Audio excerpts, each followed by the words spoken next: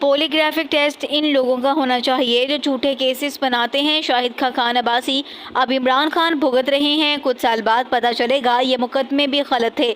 मेरी राय में अदालती ट्रायल में पॉलीग्राफिक टेस्ट की कोई हैसियत नहीं। साबिक वज़ीर-ए-आज़म की गुफ्तगू।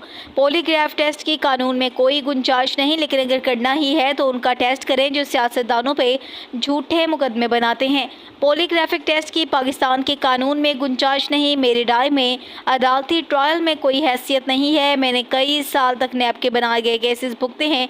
मैं कहता हूँ नैब केसेस बनाने वाले इन अफराद को बुलाएं, उनके भी पॉलीग्राफिक टेस्ट करवाएं।